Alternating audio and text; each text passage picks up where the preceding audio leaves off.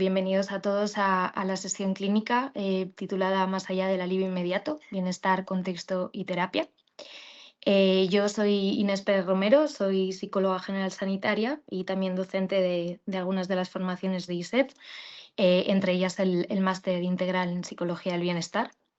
Así que nada, a lo largo de esta sesión vamos a abordar algunas preguntas clave, ¿no? E importantes que en estos momentos se está enfrentando la psicoterapia. En la sesión vamos a revisar, por un lado, algunas nociones para comprender cuál es el contexto actual en el que estamos interviniendo y en el que nuestros consultantes están acudiendo a terapia, viendo cómo, de alguna manera, las características de ese contexto influyen en cómo el malestar llega a consulta. Posteriormente trataremos de definir y acercarnos a ese constructo psicológico tan complejo y a la vez fascinante como es el del bienestar psicológico. Y en esa misma línea entenderemos cómo la flexibilidad psicológica nos puede dar pistas y explicar cómo integrar y cómo reunificar las aparentes contradicciones que pueden surgir en torno al constructo del bienestar. Y bueno, finalmente intentaremos que toda esa aproximación teórica pues, termine generando ciertas implicaciones, tanto a nivel funcional como a nivel clínico, que nos permitan pues, entender qué es lo que llega a consulta y también entender cómo intervenirlo de la mejor forma posible. Bueno, decíamos que el primer punto de la sesión era tratar de acercarnos a entender cuál es el contexto actual. ¿Y a qué nos referimos cuando hablamos de contexto? Pues bueno, desde el punto de vista más cotidiano podemos entender este análisis del contexto por el análisis de nuestra época, ¿no? De los tiempos en los que vivimos, de la época actual. Y desde el punto de vista funcional, cuando hablamos de contexto, hablamos de todas esas características desde el punto de vista histórico, cultural, situacional y relacional que de alguna manera influyen en las formas de conducta y también en la función que estas conductas tienen. Para analizar esta época vamos a delimitar 4 coordenadas que, si bien las vamos a separar entre ellas, en el fondo, para poder entenderse entre todas, tenemos que reunificarlas y entenderlas unas como de alguna manera influenciadas por las otras. En estas 4 coordenadas que vamos a establecer para entenderlo desde un punto de vista explicativo, vamos a hablar de soledad no deseada, de hiperconexión e inmediatez, de sobreinformación e infoxicación y al mismo tiempo de inestabilidad geopolítica y climática. Cuando hablamos de soledad no deseada, hablamos de este debilitamiento de vínculos significativos que estamos observando en nuestra sociedad, a pesar, ¿no? Y junto a la paradoja de la disponibilidad de una mayor conexión tecnológica propiciada por el desarrollo de las telecomunicaciones. En esa misma línea, ¿no? Hablamos de hiperconexión e inmediatez, entendiendo que todos diariamente, o la gran mayoría de la población, tiene acceso a un dispositivo tipo smartphone que nos permite estar constantemente conectados los unos a los otros. Eso hace que estemos acostumbrados o que estemos insertos de alguna manera en lo que llamamos la cultura de la inmediatez, caracterizada por una disponibilidad constante y, en consecuencia, una baja tolerancia a la espera y al malestar. En esa misma línea, y debido, ¿no? A la conexión constante que tenemos en nuestro smartphone, muchas veces podemos estar expuestos a una cantidad de información ingente, lo que los expertos han denominado como infoxicación, ¿no? La intoxicación por información. En ese sentido, estamos expuestos continuamente a noticias, a crisis y a estímulos emocionales, lo que podrían propiciar una activación sostenida y un consecuente desgaste emocional. Por último, de esas 4 coordenadas, la última de ellas, hablaremos de la inestabilidad geopolítica y climática, que marcan la presencia de una incertidumbre prolongada como un telón de fondo en nuestra vida cotidiana. Vamos a profundizar un poco más en cada una de estas 4 coordenadas, entendiendo cómo se relacionan entre sí, y las abordaremos desde 2 puntos de vista. Por un lado, desde la evidencia, desde los datos, desde qué nos dice la investigación que está ocurriendo, pero por otro lado también las intentaremos hilvanar o entrelazar con las narrativas cotidianas, sociales, que puede tener la sociedad, la población, derivada de las noticias en prensa. Bien, como hablamos en primer lugar de soledad no deseada, vamos a ver algunos datos, que es lo que nos dice el barómetro de la soledad no deseada en España, sobre la prevalencia de la soledad no deseada. Como vemos, los datos son extremadamente preocupantes. Vemos que la prevalencia año de la soledad no deseada en España es del 20% de la población, es decir, que 2 de cada 10 personas se sienten solas. Por otro lado, cuando analizamos la prevalencia vida, es decir, la cantidad de personas que en algún momento de su vida experimentarán soledad no deseada, estamos hablando de una cifra de 7 cada 10 personas. Si hilamos más fino en términos de epidemiología, vemos que las mujeres pueden experimentar esta soledad en un 21% y los hombres en un 18%. Hay una pequeña diferencia asociada al género. Y por otro lado, cuando miramos de cerca la prevalencia en función de la edad, vemos que la soledad no deseada no es un problema exclusivo de la tercera o la cuarta edad, sino que vemos que la soledad no deseada está especialmente extendida en la juventud, entendiendo juventud como la población de entre 18 y 24 años. Respecto a la relación que la soledad no deseada tiene con la salud mental, sabemos que el 50% de las personas con problemas de salud mental experimentan soledad no deseada y asimismo el 43% de las personas que sufren soledad reportan pensamientos suicidas o autolesivos. Finalmente, un dato importante para analizar este fenómeno es que las relaciones sociales online son más frecuentes entre las personas que sufren soledad. En este sentido, cabe preguntarse cuál es la relación entre la soledad no deseada con la conexión digital. Como vemos en esta noticia del país, ¿no? Refleja esta paradoja. En tiempos de hiperconexión digital, resulta paradójico que la soledad se haya convertido en uno de los principales problemas del siglo XXI.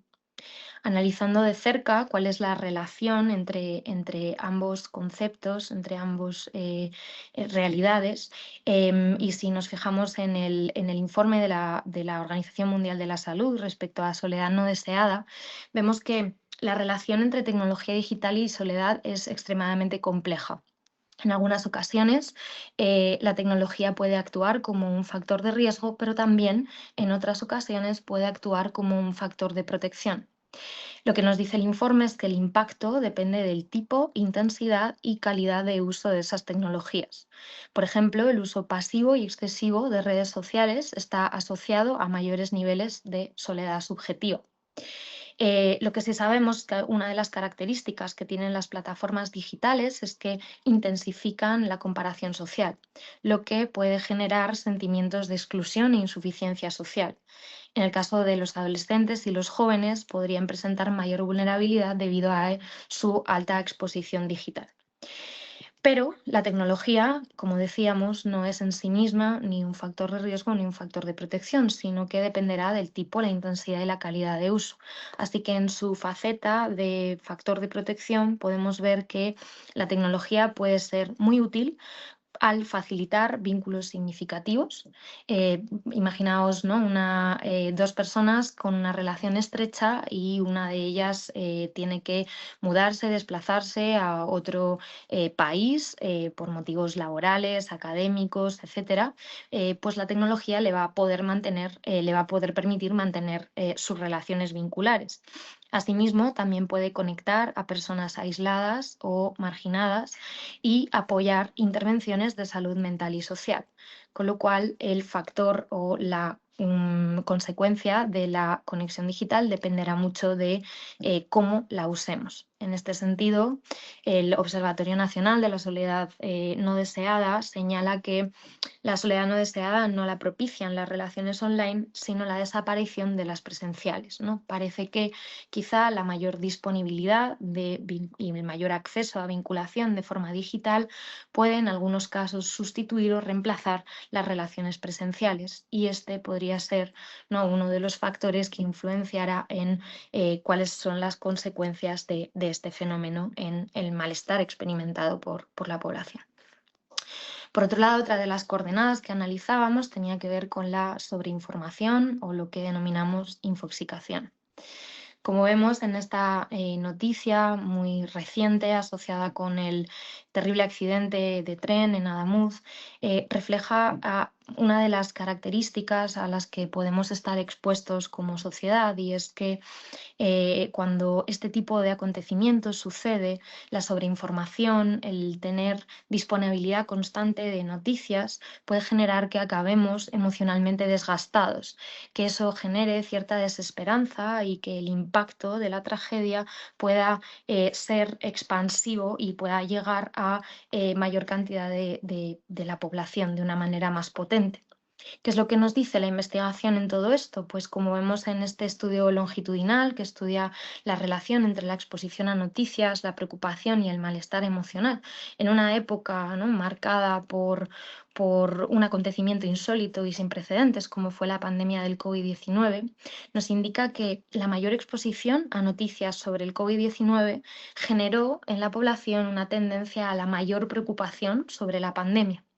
Asimismo, esa mayor preocupación sobre el COVID-19 generó más desesperanza y mayor preocupación general, con lo cual parece que este estudio señala una tendencia que podemos resumir entendiendo que la exposición repetida a noticias y a información puede aumentar la preocupación específica sobre un tema concreto, como en este caso el COVID-19, y que al final, ¿no?, longitudinalmente pueda generar una mayor generalización del malestar, con lo cual las noticias negativas parecen estar asociadas a la ansiedad, al estrés y a síntomas depresivos, y este efecto está mediado por la incertidumbre y la saturación informativa. En este sentido, la Organización Mundial de la Salud emitió una gran recomendación en estos momentos que podemos extrapolar, ¿no?, a otros momentos, otras circunstancias, como las circunstancias actuales, y es esa recomendación de limitar la exposición a la cobertura mediática estresante para proteger la salud mental. ¿Eso significa no estar en contacto con lo que sucede, con lo que ocurre? No, significa que de alguna manera esa limitación puede ayudarnos a protegernos del efecto de la sobreexposición a la información. La tercera coordenada que analizábamos era la inestabilidad global y cómo esta situación actual en términos geopolíticos, en términos climáticos, puede impactar en la salud mental de la población. Del mismo modo, vemos que es algo que está llegando, ¿no?, a prensa, que se está introduciendo en la narrativa cotidiana, como en esta noticia que vemos que refleja cómo las tensiones globales y la sobreinformación pueden generar un impacto silencioso en la salud mental de la población. Lo que nos dice la evidencia, en este caso la Organización Mundial de la Salud, es que factores geopolíticos y climáticos son determinantes clave en la salud mental. Asimismo, estudios sugieren y demuestran que el cambio climático afecta negativamente a la salud mental, con aumentos de ansiedad, depresión, trastorno de estrés postraumático. Incluso la Asociación de Psicólogos Americana señala y establece un término, quizás sea un término con el que estéis familiarizados, como es la ecoansiedad. En esencia, la exposición subjetiva a conflictos geopolíticos se asocia a peor salud mental e índices más bajos de bienestar.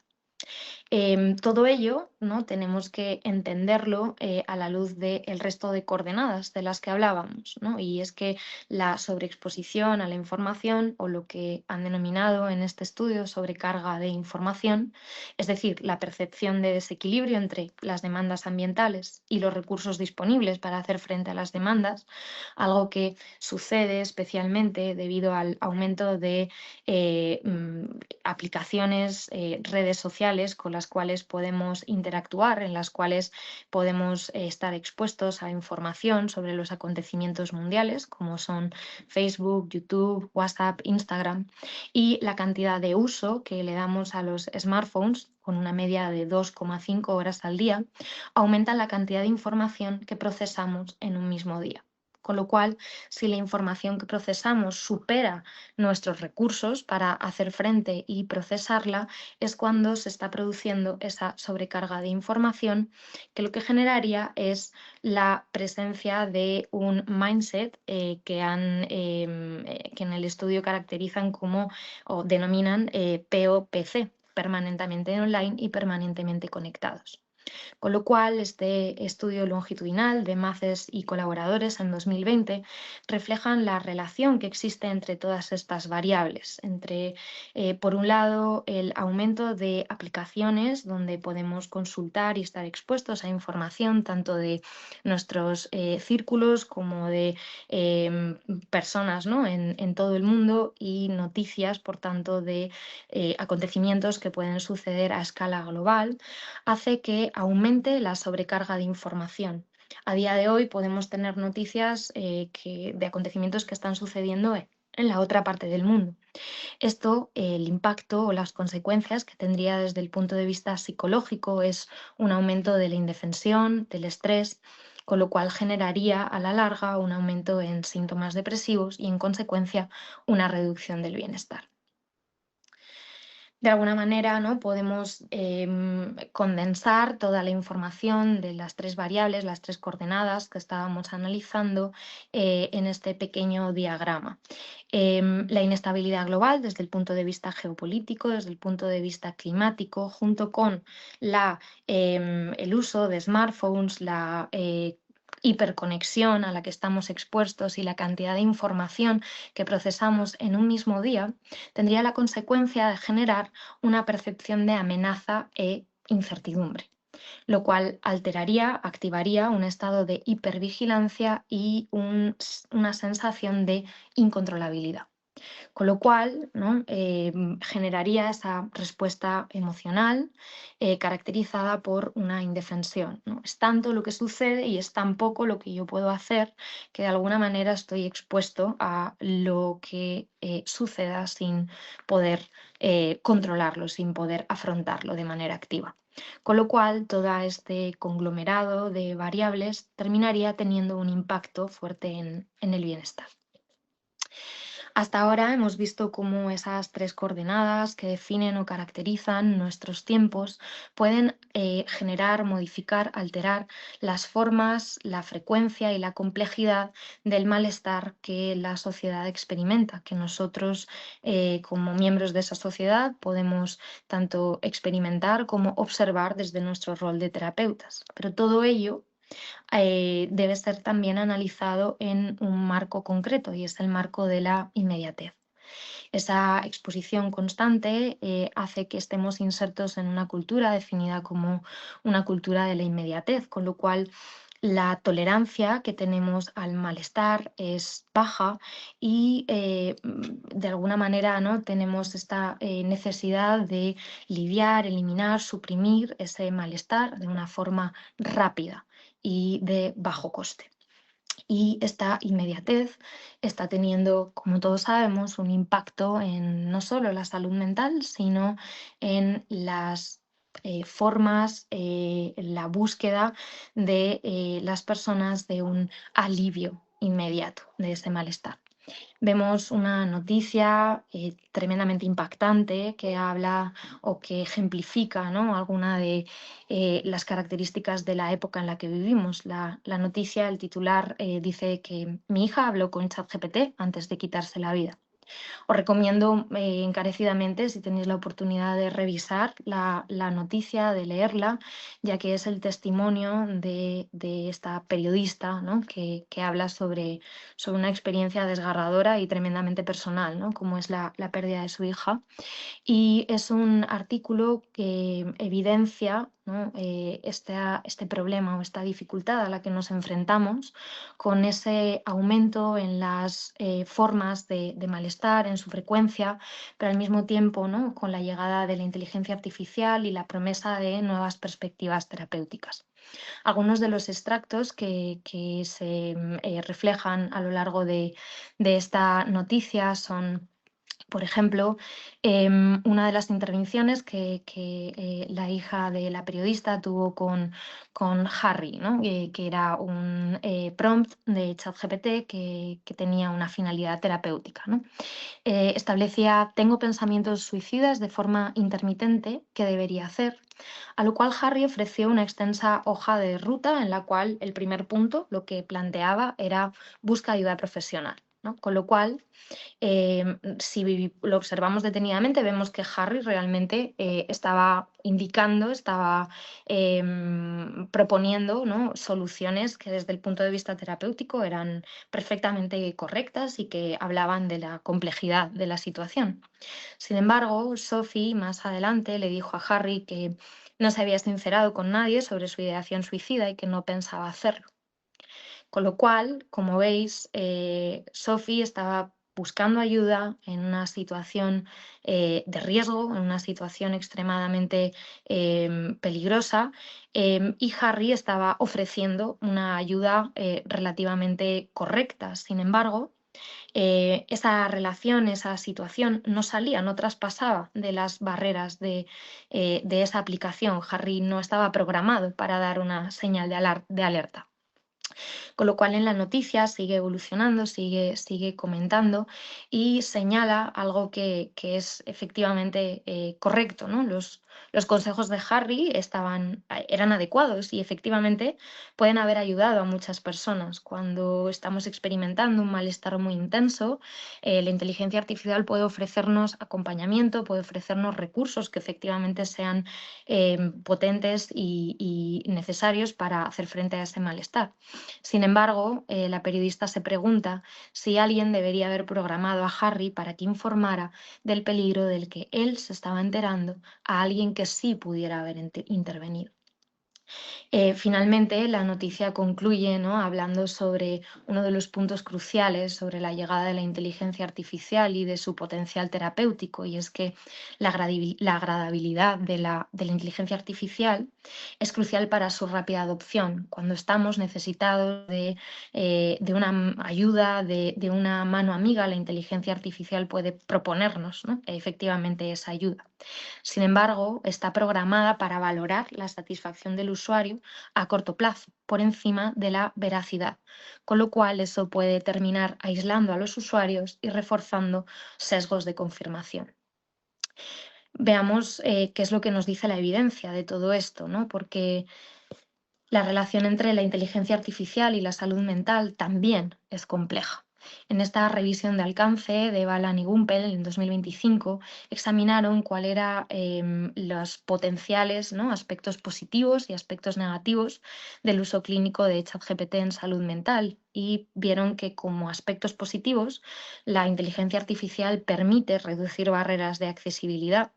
Además, también observaron, ¿no? evidenciaron que tiene un buen desempeño a la hora de detectar síntomas y tareas clínicas simples. Es un poco lo que comentábamos anteriormente, ¿no? Cuando una persona necesita ayuda, por ejemplo, sobre cómo lidiar con una crisis de ansiedad, la inteligencia artificial puede ser un acompañamiento de calidad en esos momentos. Asimismo, también ha demostrado ser útil para psicoeducación y apoyo estructurado, y lo que se ha visto es que cuanta más personalización tiene el prompt o la inteligencia artificial, mejor rendimiento tiene para el usuario. Sin embargo, también la inteligencia artificial no está exenta de aspectos negativos, y es que en casos complejos su eficacia se ve más limitada.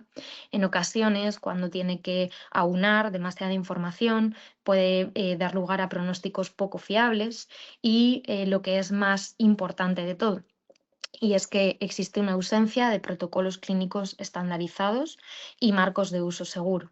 Es decir, que estamos utilizando la inteligencia artificial como una ayuda, incluso en muchas personas, como veíamos en la anterior noticia, como la única terapia, ¿no?, a la que están accediendo antes de haber establecido protocolos clínicos y un marco de uso seguro.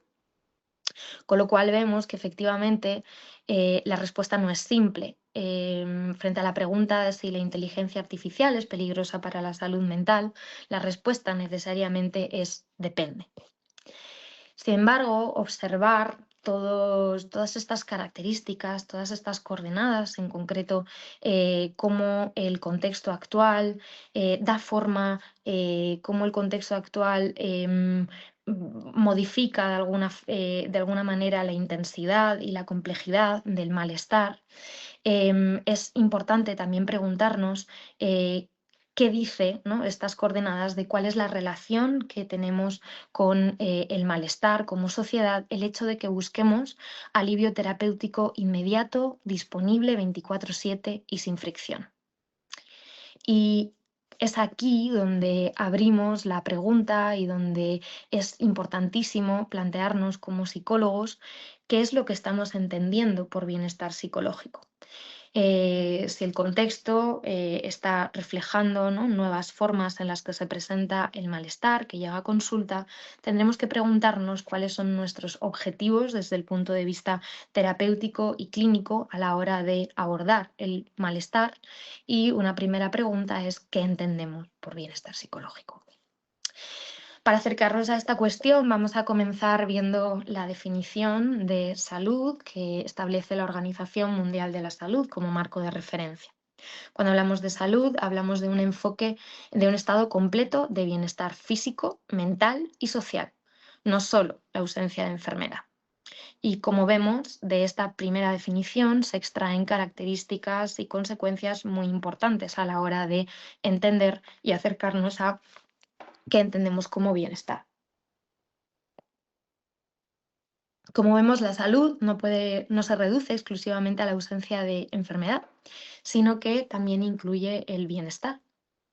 Y una de las primeras preguntas que podemos hacernos a la luz de esta conclusión es: si salud no se reduce a enfermedad, ¿por qué en la mayor parte de nuestras intervenciones psicológicas, por qué evaluamos el éxito clínico casi exclusivamente por la reducción de síntomas, ¿no? Es decir, cuando una persona acude a terapia alegando una sintomatología de ansiedad intensa, ¿por qué definimos el éxito terapéutico como la reducción de esa sintomatología, si hablamos de que salud no equivale a la ausencia de enfermedad? Por tanto, como planteábamos, es fundamental definir qué estamos entendiendo por bienestar cuando intervenimos. Si bienestar es entendido como ausencia de malestar, cosa que vemos que parece que no es suficiente, entonces nuestra intervención debería estar centrada en aliviar. Sin embargo, si el bienestar es independiente a la ausencia de malestar, esto abre la puerta, ¿no?, a la búsqueda, a la necesidad de otro criterio clínico a la hora de evaluar el éxito de nuestras intervenciones, incluso a la hora de plantear las mismas. Hemos definido salud, pero para tener una visión más completa, también es importante que definamos qué es lo que entendemos por alivio. Una definición cotidiana nos la aporta la Real Academia de la Lengua Española, y es que define alivio como la mitigación, atenuación o aplacamiento de una enfermedad, dolor físico o aflicción moral. Como decíamos antes, si bienestar equivale a alivio, si equivale a reducir el malestar, ¿no?, atenuarlo o aplacarlo, entonces el bienestar sería equivalente a eliminar el malestar, a eliminar esos síntomas. ¿Y qué es lo que nos dice la evidencia?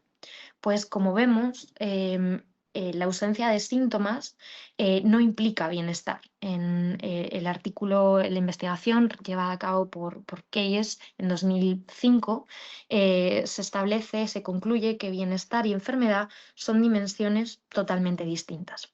De hecho, la investigación en dolor crónico también nos arroja mucha luz en esta cuestión, ya que personas que experimentan dolor en su día a día no podrían experimentar bienestar si bienestar fuera entendido como una reducción, una supresión del malestar. Y la evidencia nos dice todo lo contrario, y es que personas pueden tener un alto funcionamiento, una alta calidad de vida pese al dolor crónico. Y de hecho, añadido, ¿no?, a este resultado, lo que nos dice la revisión y metaanálisis de McCracker en 2024 es que la reducción del dolor en personas con dolor crónico no equivale a una mejora automática de la calidad de vida. Entonces, ¿qué es lo que entendemos por bienestar? La tradición empírica, la tradición teórica que se ha acercado desde la psicología a entender qué es el bienestar, ha estado marcada por una división, por una dualidad, ¿no? Por un lado, se ha investigado en el bienestar hedónico y por otro lado, la investigación ha hablado del bienestar eudaimónico, dos tradiciones que veremos que se entienden en su interacción. Bueno, el bienestar hedónico es una dimensión del bienestar que se caracteriza por la experiencia subjetiva de satisfacción y placer. Se ha operativizado como el predominio del afecto positivo o las emociones positivas frente a las emociones negativas. Es el bienestar que respondería a la pregunta de si estoy feliz aquí y ahora. Y por otro lado, ¿no?, la investigación en bienestar también se ha centrado en otra dimensión del bienestar, que sería el bienestar eudaimónico. Es decir, que se definiría el bienestar eudaimónico como el funcionamiento psicológico óptimo, entendiendo este funcionamiento como la autenticidad, el sentido, el crecimiento, el propósito vital. Estaríamos hablando desde un punto de vista operativo, operativizable, de dimensiones como la autoaceptación, el propósito vital, la autonomía y las relaciones positivas. Esta dimensión del bienestar respondería a la pregunta de si tiene sentido, cómo vivo y qué hago. Como vemos, el estudio del bienestar ha estado fundamentado en dos corrientes, en dos vertientes, que podrían parecer interdependientes, y de hecho lo son, pero que quizá en determinados puntos vitales, como por ejemplo puede ser, ¿no?, el momento en el que nos encontramos, la época actual, pueden implicar cierta contradicción. Como decimos, ¿no?, para poder cultivar, ¿no?, un bienestar eudaimónico, también tengo que experimentar, ¿no?, energía y gratificación. La motivación es necesaria para la búsqueda de ese propósito, de esa dirección. Y viceversa, la dirección y la coherencia también fomenta o amplifica esa experiencia de energía y gratificación. Pero ¿qué pasa cuando, como decíamos, en el contexto actual en el que vivimos muchas veces, y esta comprensión que tenemos del malestar, ¿no?, como algo intolerable, como algo que tenemos que quitarnos de encima a toda costa? ¿Qué pasa cuando interactúa, ¿no?, o ese malestar es importante para acceder o para cultivar el propósito vital? Em, Podemos encontrar, ¿no?, una contradicción o una paradoja que hace que entender o acercarnos a estas dos dimensiones del bienestar pueda parecer contradictorio si no las entendemos en un marco más grande. De hecho, los autores que estudian, ¿no?, el bienestar siempre han tenido, ¿no?, como esta dualidad o esta contradicción a la hora de definir qué es el bienestar. Por eso hablábamos anteriormente de esas dos escuelas, esas dos dimensiones de bienestar. Cuando los autores tratan de reunificarlas, en ocasiones se ha asociado bienestar con la presencia de emociones positivas, o se ha asociado bienestar con consecución de necesidades, ¿no? Como pueden ser necesidades de pertenencia, de aceptación. Sin embargo, parece que todas esas definiciones están capturando dimensiones o aspectos del bienestar más puntuales, pero no terminan de dar cuenta de toda la complejidad desde el punto de vista tanto empírico como desde el punto de vista de cuáles son las conductas que las personas movilizan en su día a día. Con lo cual, cuando nos acercamos a a una definición del bienestar más amplia, los autores Jarden y Roach en 2023 hablan del bienestar como un constructo multidimensional, ¿no? En esta definición ya se está integrando todas las dimensiones de este constructo, que integraría cómo las personas se sienten, es decir, su experiencia afectiva, cómo funcionan personal y socialmente, es decir, el funcionamiento psicológico y relacional, y cómo estarían evaluando global y también subjetivamente sus vidas. Esta definición, como vemos, trata de aunar, integrar todas esas dimensiones del bienestar. Sin embargo, parece que todavía puede quedarse un poco escueta a la hora de dar cuenta de cómo ese bienestar puede cambiar en función de las demandas del contexto, del día a día al que nos enfrentamos.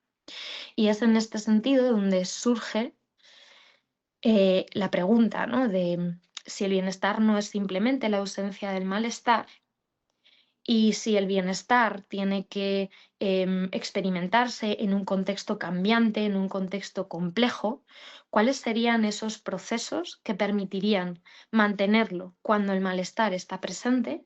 ¿Y cuáles serían esos procesos, ¿no?, que de alguna manera permitirían que el bienestar se fuera ajustando a las demandas del contexto? Porque tan importante es saber cultivar y experimentar emociones positivas, como tan importante es poder sacrificar el bienestar hedónico, esa gratificación, cuando lo hacemos a la luz o en busca de la construcción de un propósito vital. Como hablábamos antes, ¿no?, lo que entendemos por bienestar eudaimónico. En ese contexto es donde la flexibilidad psicológica adopta un rol protagonista e importantísimo para entender todas las dimensiones de bienestar y cómo el bienestar se traduce o se observa, incluso cómo se cultiva en el día a día.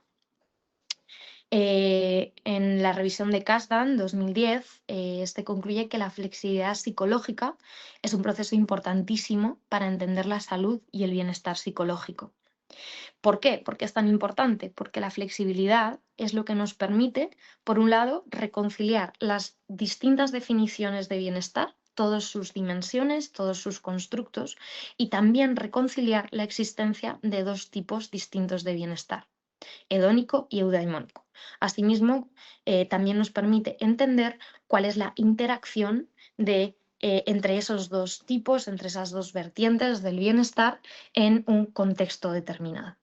Asimismo, también el proceso de la flexibilidad psicológica nos permite dar coherencia a toda la evidencia empírica que a priori pudiera verse como contradictoria, ¿no? Son numerosos los estudios que se acercan a comprender cuál es el rol que tienen las emociones en la experiencia del bienestar. Los resultados pueden aparentemente ser contradictorios, y es a la luz de este proceso de la flexibilidad psicológica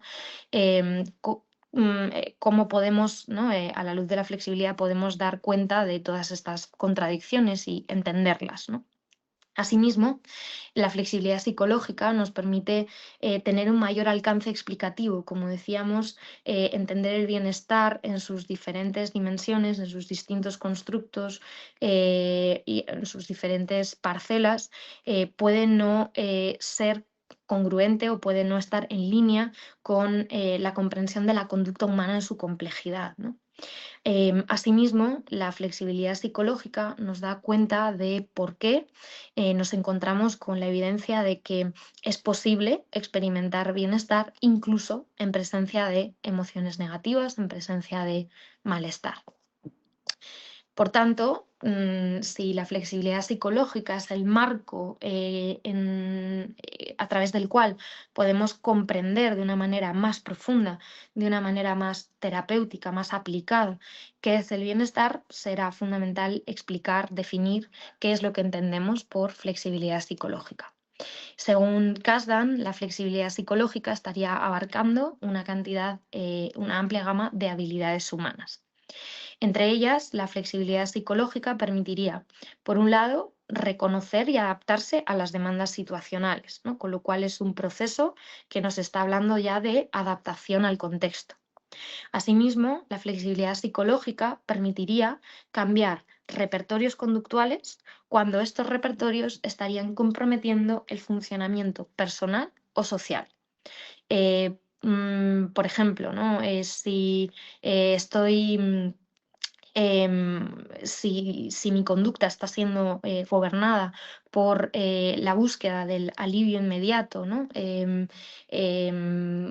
tal forma que cuando llego a casa después de un día largo de trabajo, pues busco anestesiarme, busco pues hacer scroll, entrar en redes sociales, ¿no? De alguna manera aliviar, ¿no? ese malestar. Cambiar el repertorio implicaría que si ese tiempo, ¿no? Puedo invertirlo en construir, en comprometerme con actividades que estén en línea con mi propósito, con lo que yo valoro, pues ser capaz de alternar, ¿no? Esos repertorios o esas conductas, de tal forma que quizá un día estoy agotado, ¿no? Y mi conducta termina siendo pues ver redes sociales. Está bien, pero quizá otro día, ¿no? Cuando me encuentro relativamente distinto, mi conducta puede pasar, por ejemplo, a formarme en algo que es importante para mí, debido a que uno de mis propósitos o de algo de mis valores, ¿no? De aquello que me hace sentir completo, pueda ser el crecimiento, ¿no? O la curiosidad, el desarrollo.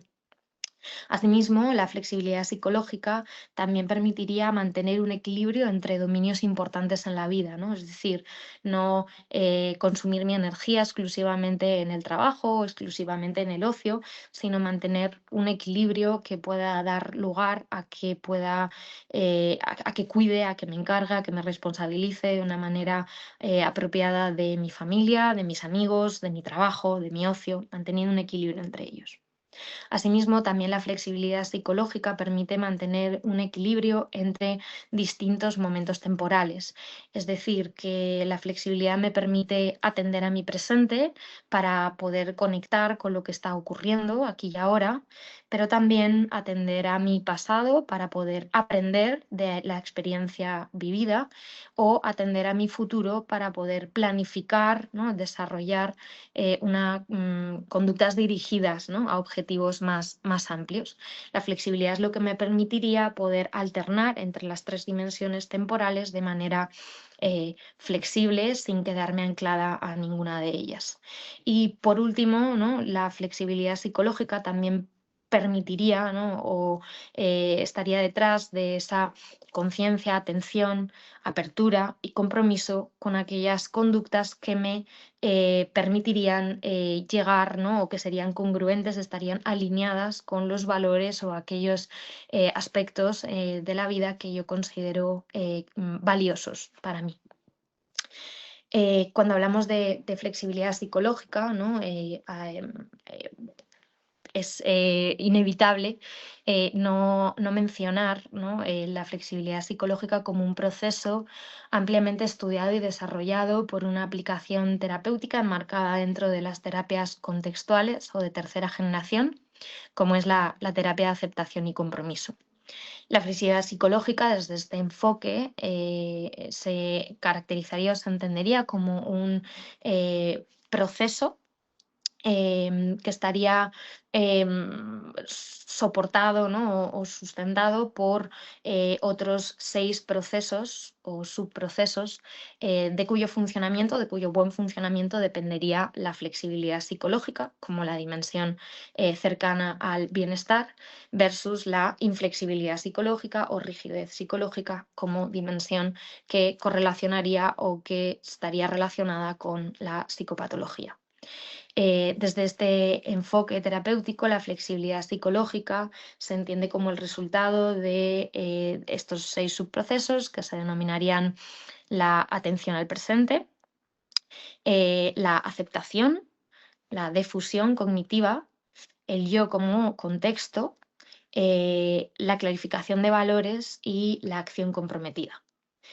Como vemos en este diagrama, cada uno de estos procesos sería o tendría un corte dimensional, entendiendo que cuando el proceso, ¿no?, está actuando desde un punto de vista elevado, esto nos estaría acercando más a la flexibilidad psicológica, mientras que cuando el proceso estuviera comprometido de alguna forma, estaríamos acercando más a la inflexibilidad psicológica. Si, por ejemplo, cogemos el ejemplo de la aceptación como proceso de flexibilidad versus a la evitación experiencial como proceso de inflexibilidad, niveles altos de aceptación determinarían o estarían hablando de la capacidad de la persona de aceptar sus pensamientos o emociones, incluso cuando estos puedan ser desagradables. Sin embargo, cuando este proceso está comprometido, estaríamos hablando de la evitación experiencial, entendida como un proceso en el que constantemente el individuo estaría peleándose, luchando o tratando de evitar sus pensamientos o sensaciones físicas o emociones como una manera de evitar entrar en contacto con el malestar que le supone. Si atendemos, por ejemplo, a otro de los procesos, como puede ser la acción comprometida, cuando este proceso se encuentra, es disponible, ¿no?, y está presente en un individuo, vemos que la persona está involucrándose en conductas que tienen que ver con las cosas que le importan y con las cosas que quiere cultivar, con las cosas que hacen que su vida merezca la pena ser vivida, que es lo que desde este enfoque terapéutico llamamos valores. Sin embargo, cuando este proceso está comprometido, vemos que el resultado son individuos, personas que no consiguen involucrarse en acciones que tengan que ver con aquellas cosas que valoran, ¿no?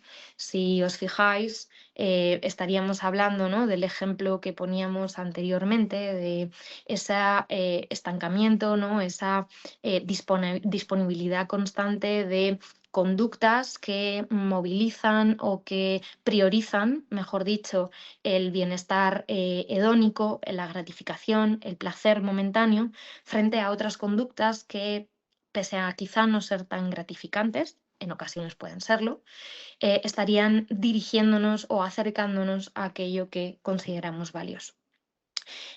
Como vemos, la flexibilidad psicológica como proceso es fundamental para poder reconciliar todas las dimensiones de bienestar y para reconciliar también los dos tipos de bienestar que la tradición psicológica, debiendo de la tradición filosófica, ha ido estudiando con el paso del tiempo.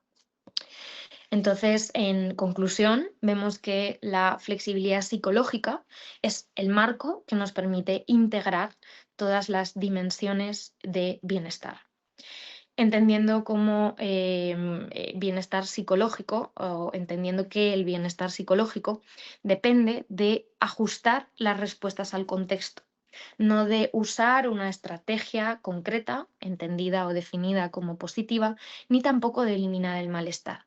Con lo cual, el bienestar psicológico es la consecuencia de movilizar respuestas que sean congruentes con el contexto en el que estamos.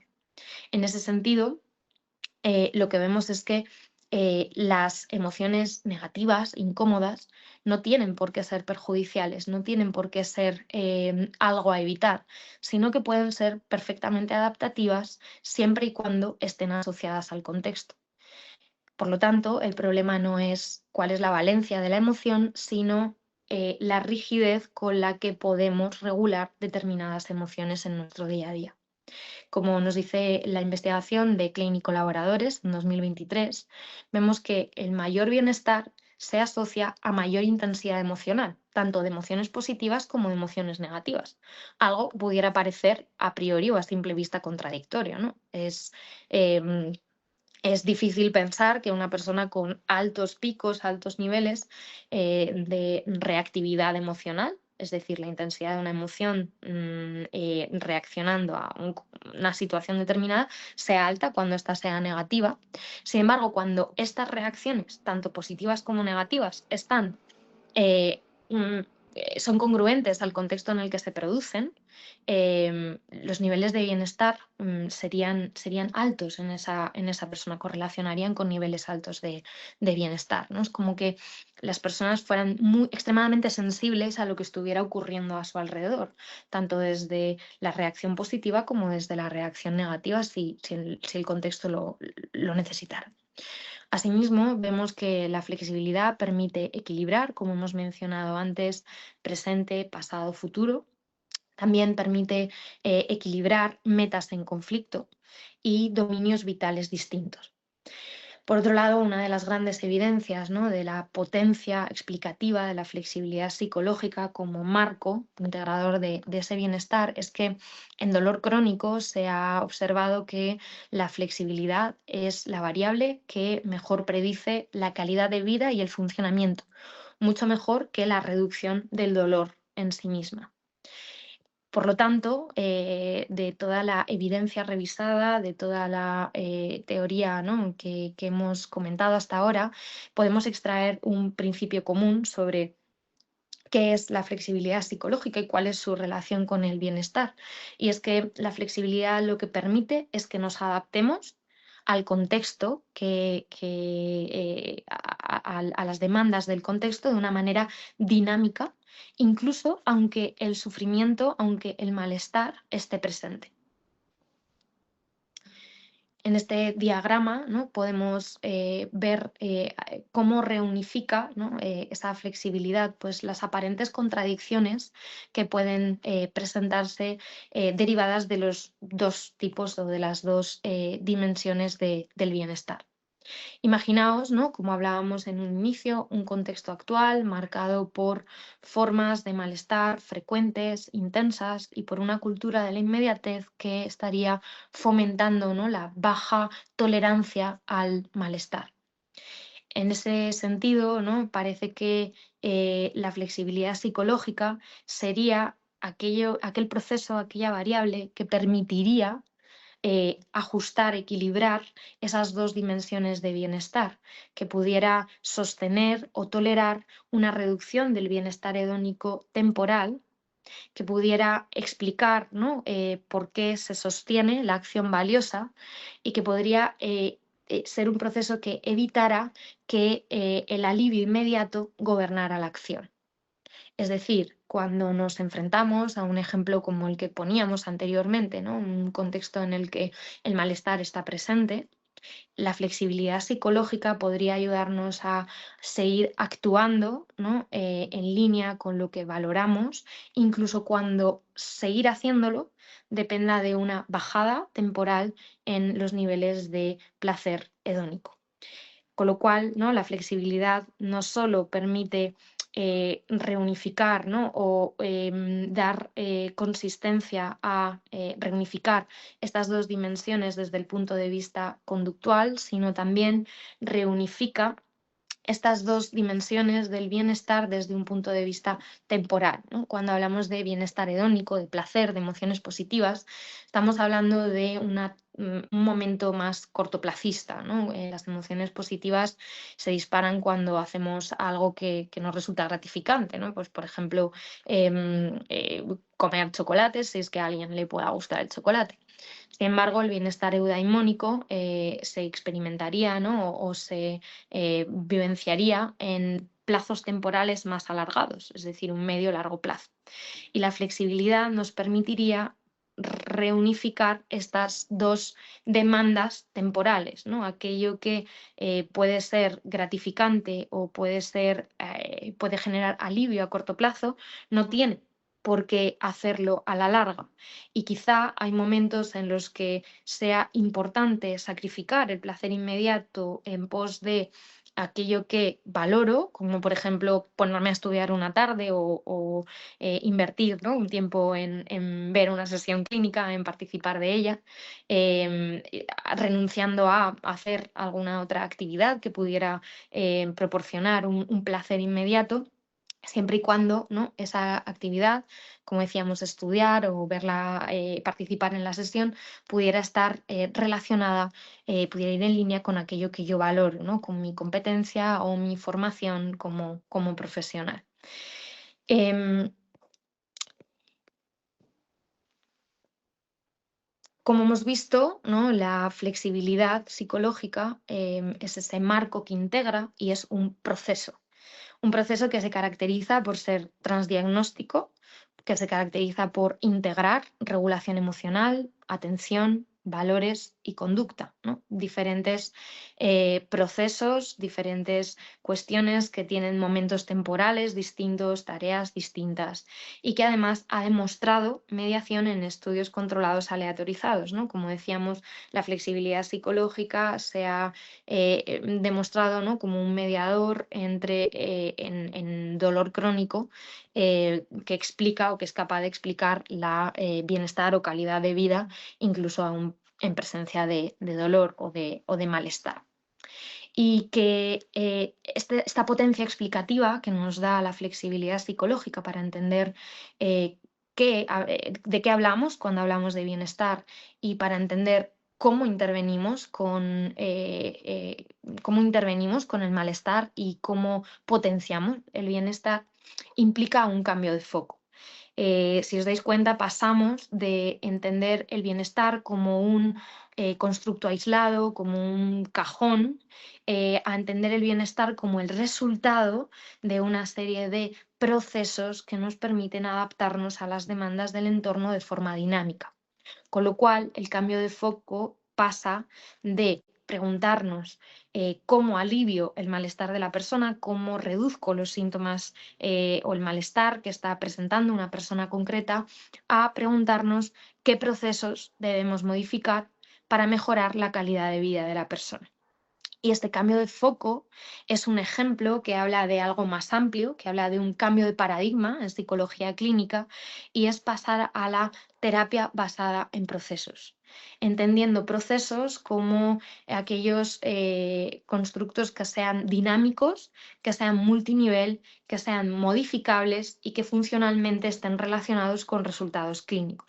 Uno de ellos es la flexibilidad psicológica, pero la psicología, la investigación más reciente se está abriendo a investigar, a encontrar otros procesos que puedan ayudarnos, ¿no?, a integrar toda la evidencia empírica que quizá aparentemente, ¿no?, parezca, como veíamos en el caso del bienestar, contradictoria bajo un marco que pueda dar cuenta de la complejidad, del dinamismo de la conducta humana y por tanto que pueda ayudarnos a intervenir sobre ella de forma más potente, de forma más ajustada y adaptada. Como decíamos, ¿no?, pues el bienestar, en conclusión, sería mejor comprendido, mejor analizado como el resultado de una interacción de procesos dinámicos en un contexto concreto. Por tanto, el funcionamiento de una persona y su bienestar, su calidad de vida, dependerá de que pueda movilizar variaciones adaptativas, de que pueda presentar una alta sensibilidad al contexto y que pueda seleccionar en cada momento conductas valiosas. La terapia basada en procesos, como decíamos, identifica aquellos procesos que puedan predecir bienestar, funcionamiento y calidad de vida, como veíamos en el caso de la flexibilidad psicológica. Bueno, pues como última parte de nuestra sesión clínica y después de todo lo que hemos revisado, comprendiendo por un lado cuáles son las características del contexto en el que vivimos y comprendiendo qué es el bienestar y cómo intervenir sobre él, tratando de elegir, ¿no?, seleccionar criterios clínicos que puedan ser valiosos, que puedan ser importantes, no tanto y no en exclusiva para reducir el malestar, para reducir los síntomas, sino para acercar a la persona a una vida significativa, a una calidad de vida alta, a una presencia de bienestar importante. En este punto, ¿no? Hablábamos, ¿no? Pues de cuál es, de que la comprensión del bienestar como un proceso dinámico tenía implicaciones importantes, y en este momento vamos a proceder, pues, a observar, ¿no? Acercarnos a cuáles son exactamente esas implicaciones funcionales y clínicas. Veíamos que las coordenadas que marcaban y caracterizaban en nuestros tiempos el contexto actual se caracterizaban por la hiperconexión y la disponibilidad constante, la sobreinformación y la exposición prolongada a la amenaza, la inestabilidad y la incertidumbre sostenida y esa cultura de la inmediatez. Y esas características, esas coordenadas del contexto actual, ¿cómo se traducen, ¿no? ¿Cómo llegan a consulta? Pues a través de variables disposicionales.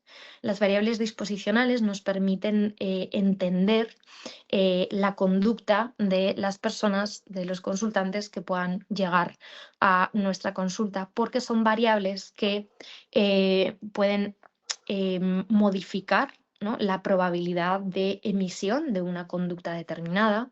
También pueden modificar el valor, la valencia de antecedentes o consecuencias, y por tanto entenderlas, saber cuáles son, no solo nos va a permitir comprender mejor cuál es la función, ¿no? De la conducta de las personas, sino también cómo abordarla desde la práctica clínica. Algunas de esas variables serían la baja tolerancia al malestar, ¿no? Que veíamos que se derivaba de esa cultura de la inmediatez, esa disponibilidad constante, la preferencia que tenemos por el alivio inmediato, la evitación experiencial, ¿no? Consecuencia de esta baja tolerancia al malestar, la tendencia a evitar entrar en contacto con nuestras experiencias internas cuando éstas sean desagradables. También hablábamos de esa hipervigilancia ante la amenaza, consecuencia de la sobreexposición a la información, que de alguna manera puede hacernos ver o entender el mundo como un lugar peligroso frente al que estar atentos y vigilantes, ¿no? Y no porque el mundo no sea un lugar peligroso, puede serlo en ocasiones y en otras no, pero de alguna manera nos sesga a percibirlo como algo amenazante. Asimismo, ¿no? Vemos que otra variable disposicional frecuente en consultas sería la sensibilidad al refuerzo inmediato. Estamos acostumbrados a regular nuestras emociones en numerosas ocasiones a través de la disponibilidad, ¿no? de información, redes sociales, incluso muchas veces, ¿no? Las interacciones que tenemos en línea pueden generar refuerzos inmediatos como los likes en una red social frente a el esfuerzo, frente a lo incómodo que puede suponer un vínculo profundo. Asimismo, también veíamos que la indefensión aprendida es otra variable disposicional, consecuencia del contexto actual, así como la evitación de la vulnerabilidad o la baja tolerancia a la fricción relacional. Y todas estas variables disposicionales que analizamos, que vemos, son importantísimas porque el impacto funcional concreto que tienen estas variables disposicionales es que aumentan la probabilidad de la evitación. Es decir, hacen que para una persona sea más probable evitar o involucrarse en conductas que le lleven a la evitación. Además, también es importante analizarlas y considerarlas porque están incrementando la búsqueda de alivio inmediato, ¿no? Por otro lado, también condicionan la persistencia que podemos tener como sociedad a la presencia de malestar, es decir, la persistencia a seguir actuando incluso en presencia del malestar. Por otro lado, también pueden alterar el valor reforzante del esfuerzo, entendiendo o cambiando la comprensión del esfuerzo como algo incómodo, como una fricción, y no viendo tanto el potencial gratificante que puede tener a medio o largo plazo. Y por último, también favorecen una regulación basada en el refuerzo negativo, es decir, favorecen que las personas se involucren en conductas que les permitan aliviar su malestar, anestesiarse de una manera rápida. ¿Por qué estas variables disposicionales son tan importantes y por qué saberlas, conocerlas y tenerlas en cuenta puede ayudarnos a que nuestras intervenciones sean más eficaces?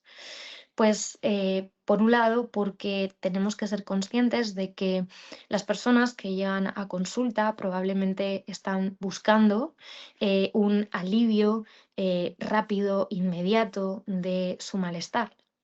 Y entendedme bien, esto no quiere decir que aliviar el malestar no sea muchas veces necesario, incluso clínicamente ético, sino que en ocasiones esa búsqueda de alivio del malestar puede entrar en conflicto con vivir una vida que merezca la pena ser vivida por parte del consultante o de la persona.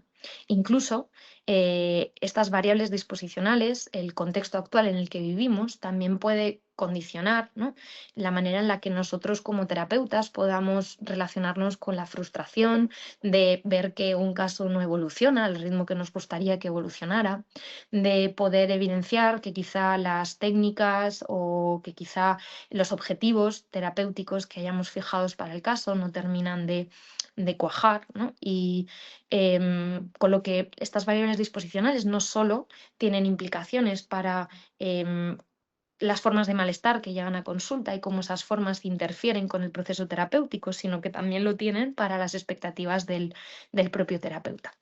Viéndolo un poco más en detalle, algunas de las implicaciones que estas variables deberían tener en la forma y en las buenas prácticas que podamos movilizar desde un punto de vista clínico tendrían que ver con la idea de que no solo no es suficiente evaluar aquellos antecedentes inmediatos que predicen o que disparan una conducta determinada, sino que también deberíamos evaluar las variables disposicionales.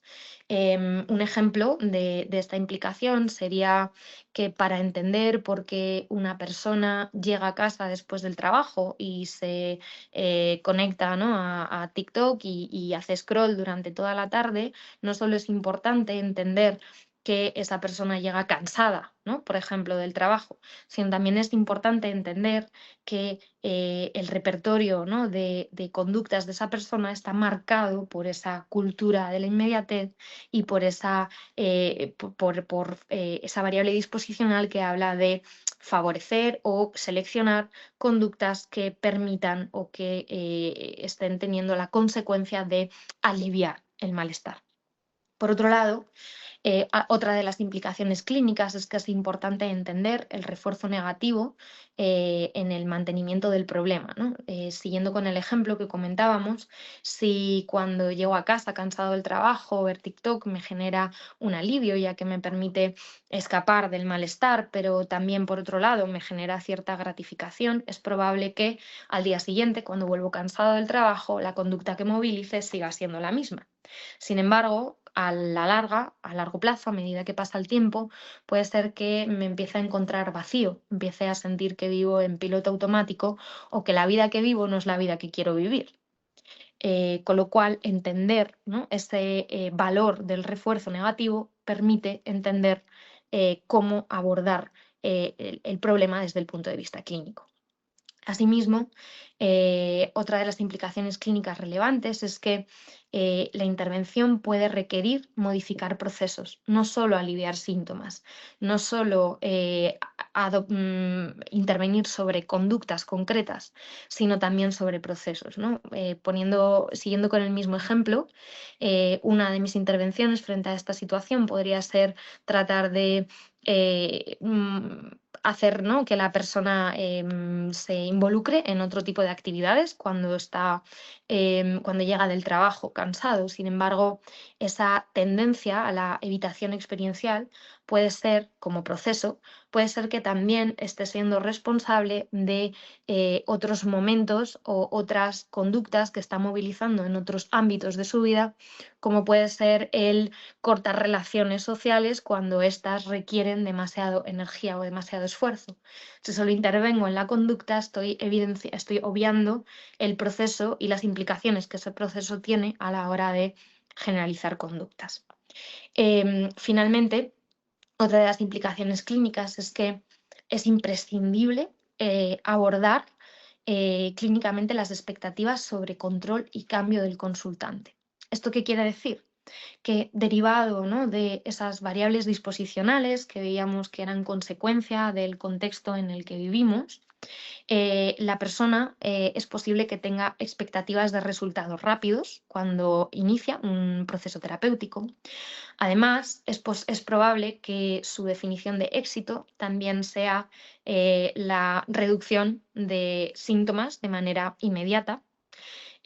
Además, ¿no?, es probable que quizá a la persona le cueste sostener fases del proceso terapéutico que sean más incómodas, que impliquen lidiar con la incomodidad, que exista una baja adherencia al proceso terapéutico cuando no hay un alivio temprano y que la persona tienda a preferir soluciones inmediatas.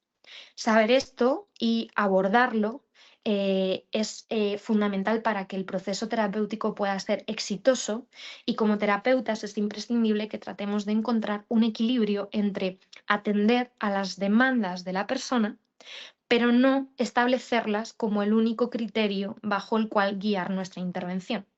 Es decir, que para enganchar a una persona acostumbrada, ¿no? Como podemos, que muy probablemente, ¿no? No tiene por qué todo el mundo tener las mismas variables disposicionales, pero que muy probablemente esté acostumbrada a lidiar a aliviar su malestar de manera rápida, no podemos obviarlo, ¿no?, y pasarlo por encima, porque entonces es probable que la persona abandone el proceso si no encuentra ese alivio.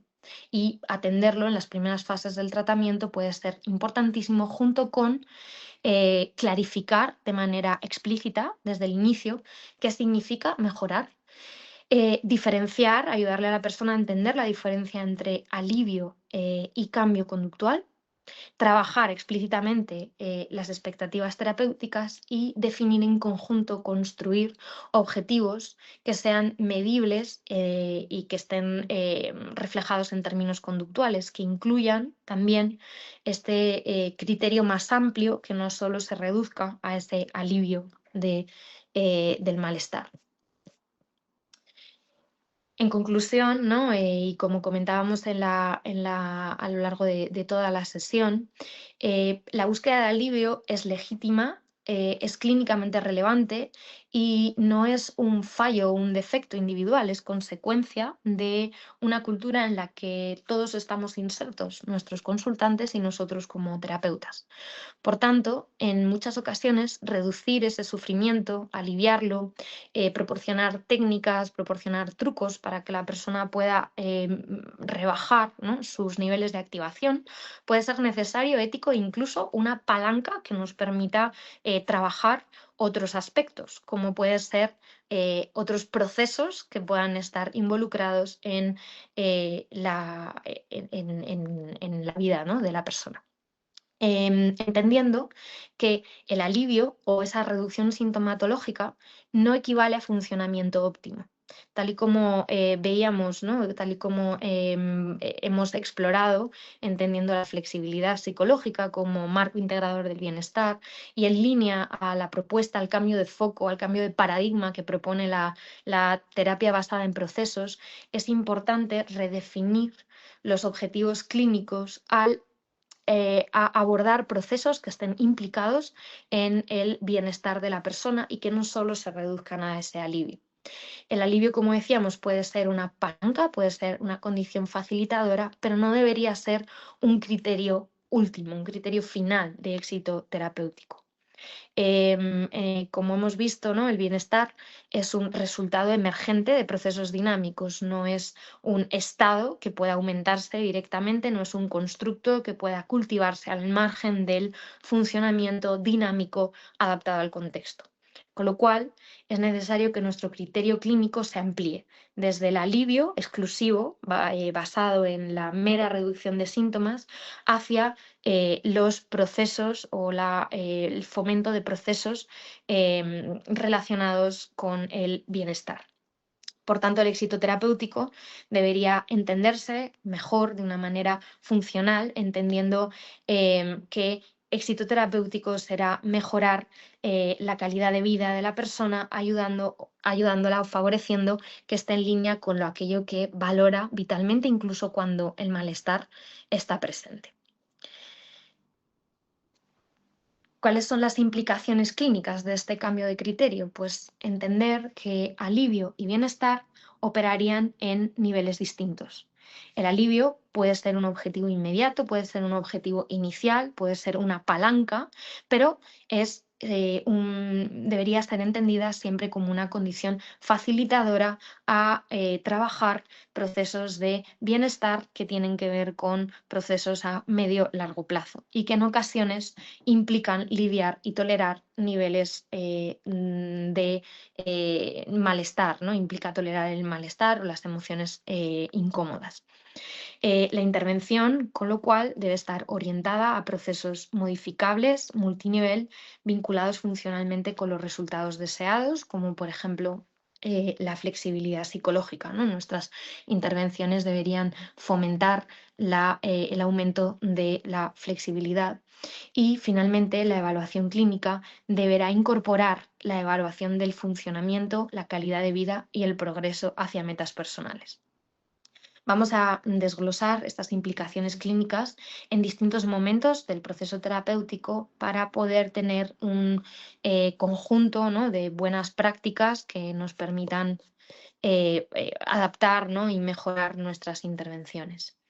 Eh, Empezando, ¿no?, por la evaluación, algunas de las tareas que pueden ayudarnos, ¿no?, a tener una mayor comprensión de la situación, de quién es la persona que llega a consulta y cuáles son sus circunstancias, implicarían que la entrevista clínica, las preguntas que realizamos en consulta, deberían explorar síntomas. Es importante, pero también deberían explorar procesos y variables disposicionales frecuentes en el contexto actual. Como decíamos, ¿no?, la hiperconectividad digital, preguntar cuánto tiempo pasa la persona en redes sociales, cuál es su uso del móvil,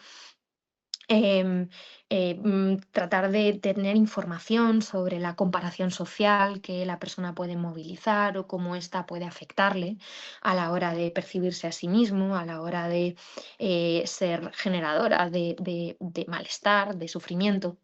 También sería importante, ¿no?, explorar la intolerancia a la incertidumbre, el nivel de perfeccionismo o incluso la evitación experiencial, que como definíamos anteriormente sería eh, esta intolerancia, ¿no?, a entrar en contacto con sensaciones o eventos privados, como pueden ser emociones, pensamientos o sensaciones fisiológicas cuando estos no son placenteros.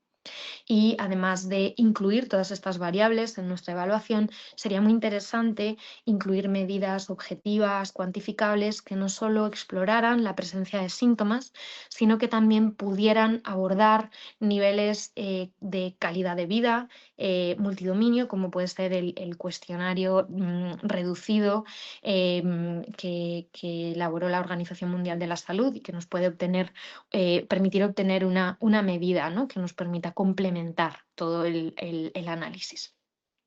Después de la evaluación, será fundamental poder realizar un buen análisis funcional ideográfico. ¿Qué quiere decir ideográfico? Quiere decir adaptado a la persona, entendiendo cuáles son las circunstancias concretas de la persona que llega a consulta y cómo se relacionan entre sí.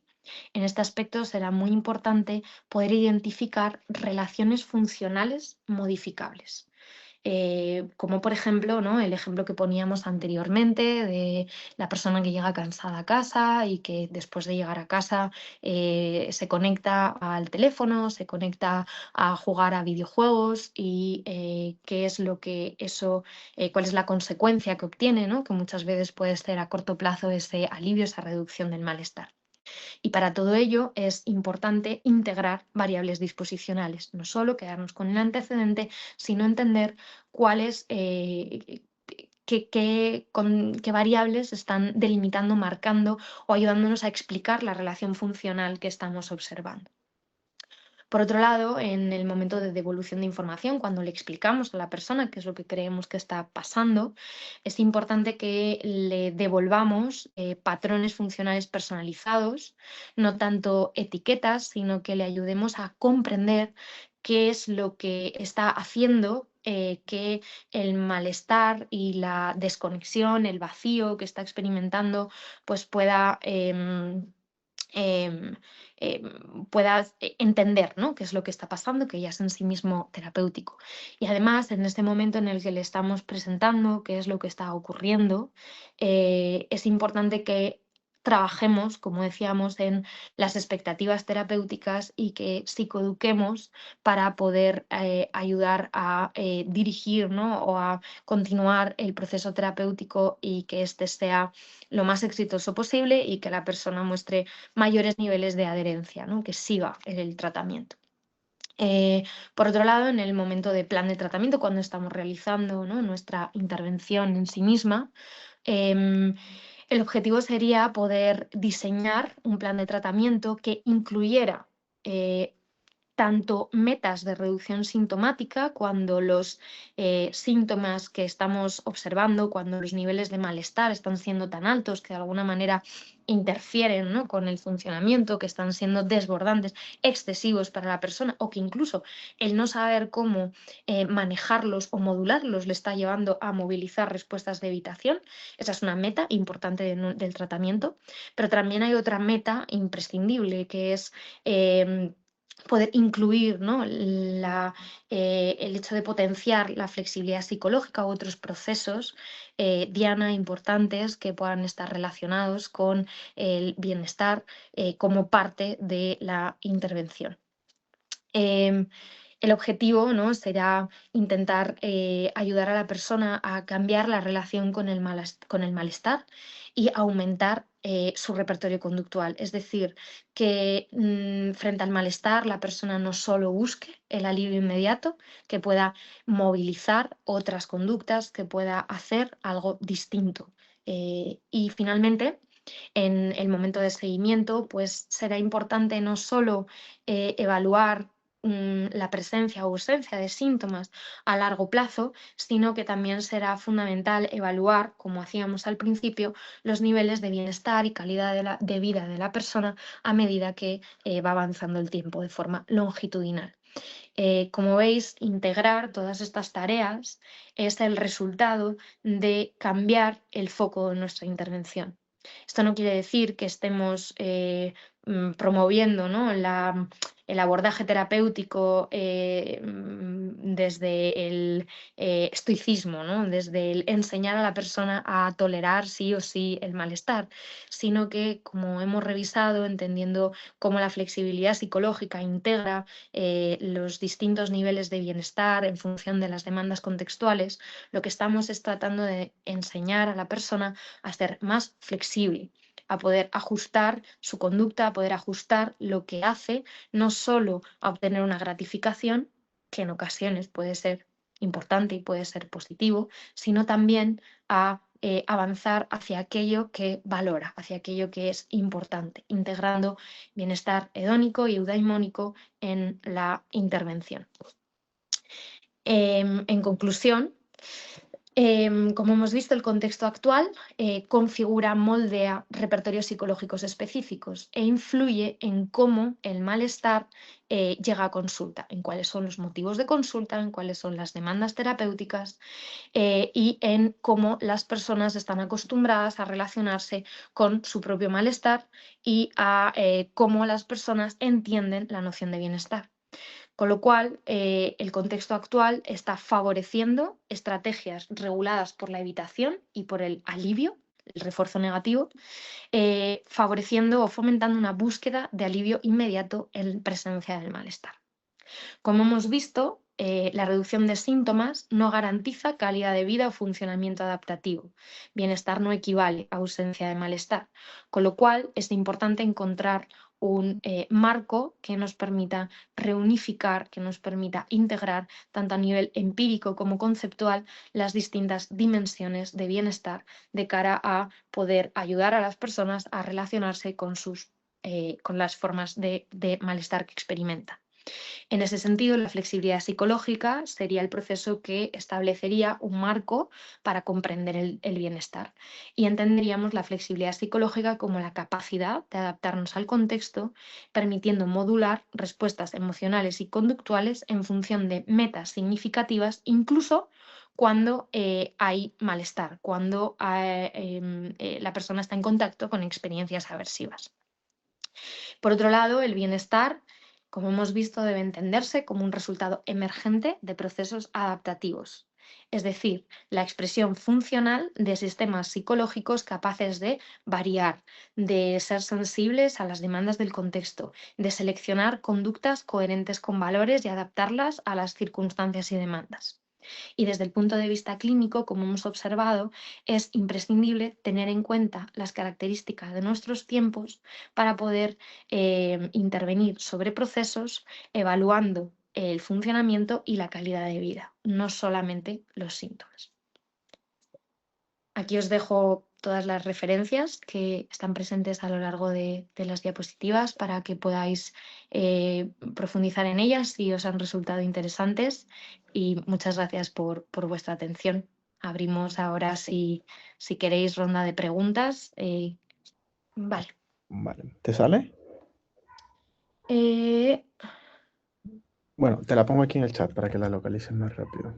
Vale, creo que estoy viéndola. Es de Joan Sebastián Ochoa, si mal no lo veo. La pregunta dice, ¿cómo se puede trabajar o acompañar en terapia el malestar a sabiendas que no está desligado del bienestar psicológico? Bueno, gran pregunta, ¿no? Espero que todo el apartado, ¿no?, de las implicaciones clínicas y funcionales, de la comprensión del bienestar, haya arrojado, ¿no?, un poco de luz sobre cómo acompañar en todo esto, pero a grandes rasgos, un poco lo que comentábamos, ¿no?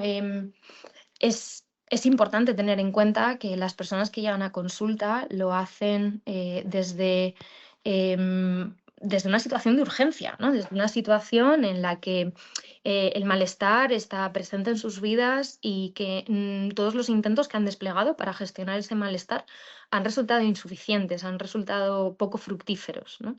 Entonces, primero de todo, ¿no?, lo que es fundamental es acercarnos con comprensión, con empatía y pudiendo entender que necesitan de alguna manera orientación, que necesitan también de alguna manera saber que existen formas, ¿no?, frente a las cuales podemos relacionarnos con ese malestar, que puedan ser menos dolorosas, menos perjudiciales o incluso, como decía al principio, ¿no?, que implementemos el criterio funcional de buscar cultivar el bienestar en la vida de las personas que llegan a consulta con malestar, no implica que tengamos, que no podamos, incluso no debamos, proporcionar herramientas o estrategias para lidiar con ese malestar.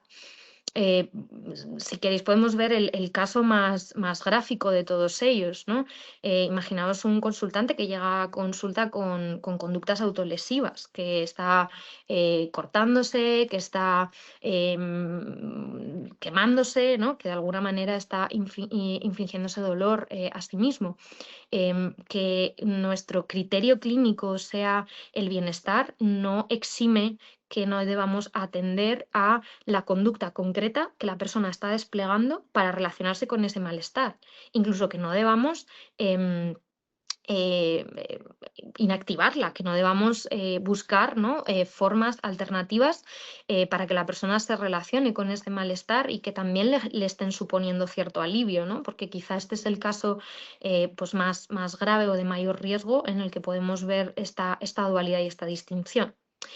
Pero un poco el objetivo o la conclusión última es intentar no quedarnos ahí. Y ese es el cambio de foco que proponía a lo largo de toda la sesión clínica. Es aliviar el malestar en ocasiones puede ser ético, importante e incluso estratégico. Porque si alivio ese malestar, lo que voy a conseguir es que la persona se adhiera a mi proceso terapéutico. Pero eso no debe ir en contra, no debe estar reñido con el hecho de cultivar el bienestar como un proceso, o sea, como el resultado, ¿no? De procesos dinámicos. Em, y bueno, un poco como hemos visto en la presentación, pues hay diferentes estrategias que podemos implementar en función de los distintos momentos del proceso terapéutico y que nos pueden ayudar, ¿no? A relacionarnos como terapeutas con el malestar de nuestros consultantes sin caer en ser un factor cultural, un factor de la estructura actual, más que fomente a toda costa el alivio y que siga generando, ¿no?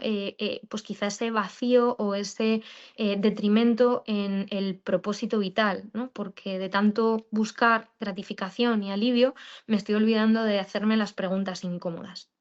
No sé, espero que la respuesta haya sido, vamos, espero haber respondido a la pregunta y si alguien tuviera una duda más concreta o algo que quiera plantear, bienvenido.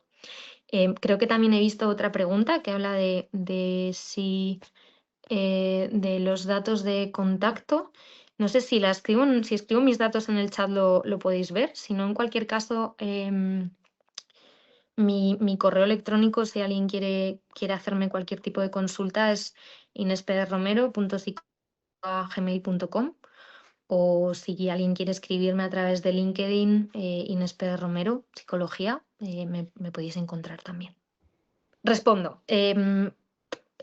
Bueno, lo que entiendo respecto a la pregunta de Lisette es que nuestra relación con el malestar debe ser variable, ¿no? Debe ser flexible. Y efectivamente, así es.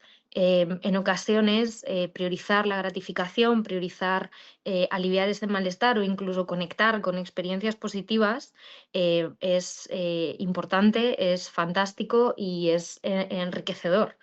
El problema está cuando solamente nos estamos relacionando con el malestar de una forma rígida, que es que cuando algo nos pueda suponer cierto malestar, sistemáticamente lo evitemos. Em, de esa forma, ¿no? Relacionándonos de manera rígida frente al malestar, desplegando solamente un repertorio de conductual concreto, es cuando se genera, ¿no? Este desbalance en el cual yo puedo vivir, ¿no? Una vida anestesiada, vivir una vida en la cual mis conductas están gobernadas por esa búsqueda de placer hedónico, de que nada vaya mal, de que todo esté bien y no conectar con ese malestar puede llevarme a ir sin rumbo, ¿no? A tener esta sensación que muchas veces se habla en consulta, muchos consultantes vienen con la demanda de me siento vacío, siento que vivo en piloto automático y muchas veces cuando profundizamos para operativizar, para concretar funcionalmente qué significa ese vivir en automático, ese sentirse vacío, pues muchas veces lo que hay de fondo es esa relación con el malestar rígida y evitativa. ¿Qué pasa? Que, como veíamos al principio, las características de nuestro contexto hacen que el malestar esté más disponible, que sea más complejo, que sea más frecuente y que paradójicamente la capacidad que tenemos de tolerarlo sea más baja. Entonces, es importante también entender que en muchas ocasiones la búsqueda de ese alivio es legítima, es congruente, es lógica y se deriva de esta exposición, ¿no? A la que vivimos. Y no es que el contexto actual esté generando malestar y que en otros contextos, en otros momentos históricos, el malestar no existiera, ¿no? No va por ahí. Lo que pretendemos, o el objetivo, ¿no?, de esta sesión es entender cuál es el malestar de nuestra época y entender cuál es nuestra relación con el malestar en este contexto, en esta época. Y por tanto, ¿no?, entendiendo todo ello, tratando de buscar eh, criterios que guíen nuestra intervención como psicólogos, como terapeutas, para generar un impacto y generar un cambio en la sociedad y en las personas que día a día acuden a consulta, pues en busca en busca de tratamiento, de alivio, ayudándoles también, ¿no?, a entender qué es ese alivio y qué es ese bienestar. No sé si he contestado. Ahora veo que hay una puntualización, analizarlo como el ejemplo de la persona que llega cansado y ocupa redes, pero después, pero este es solo para el después, este es solo para el bienestar inmediato. Vale, creo que la pregunta es si en ocasiones, ¿no?, tenemos que fomentar estrategias que vayan por el alivio, ¿no?, y que en otras ocasiones es importante también atender al malestar que estamos experimentando. Creo que esa era la pregunta.